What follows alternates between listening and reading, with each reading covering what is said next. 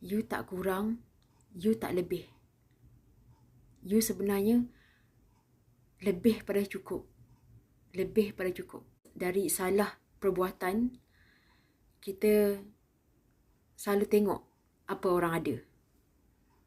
Orang tu ada apa yang kita nak. Terus kita lupa kelebihan, kebolehan, apa yang Allah bagi dekat diri sendiri.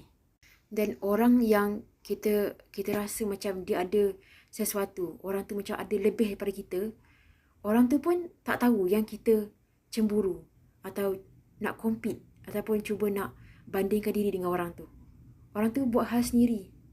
Mungkin apa yang orang tu ada, tu je dia ada. Apa yang dia ada, yang you nak tu je dia ada. Satu tu je dia ada. Tapi kita manusia, tengok apa yang dia ada, terus kita nampak tu je. Kita pandang dia je. Oh, bestnya dia dapat apa yang dia nak. Aku minta dengan Allah, aku dah usaha, aku tak dapat pun macam apa yang dia nak. Tapi dalam senyap, mungkin kita tak sedar, kita tak tahu apa yang dia dapat, apa yang dia ada, tu je benda yang buat dia bahagia.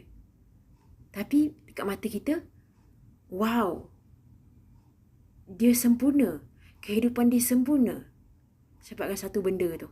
Kita tak boleh nak kawal orang, siapa yang cemburu dengan kita, siapa yang betul-betul happy, bahagia untuk kita. Apa kita boleh buat? Ingat balik nikmat, kelebihan, kebolehan yang Allah bagi dekat diri sendiri, dekat kehidupan kita. Cara dia, bersyukur. Klise ayat ni, kita selalu dengar, bersyukurlah, bersyukurlah. Allah tambah nikmat, Allah bagi nikmat. Tu je lah kunci dia, tu je jawapan dia. Masuk ke dalam muhasabah diri. Benda kat luar tak boleh nak kawal. Kita tak boleh nak kawal, tak boleh nak tukar. Tapi apa yang kita boleh tukar, kita boleh kawal fikiran, perasaan, apa yang kita rasa. Cuba ingat 5 benda yang kelebihan, kebolehan yang Allah bagi dekat diri kita. Ingat 5 benda. Apa benda tu. Terus fikiran, perasaan, vibrasi, tenaga tu berubah tau. Dia jadi macam, terus kita tengok orang tu pun, tengok orang lain, rasa macam Alhamdulillah aku happy yang dia happy. Sebab aku pun happy dalam kehidupan aku. Allahu Akbar. Allah bagi apa yang dia nak. Allah pun bagi apa yang aku nak. Ingat balik kelebihan tu. Betul.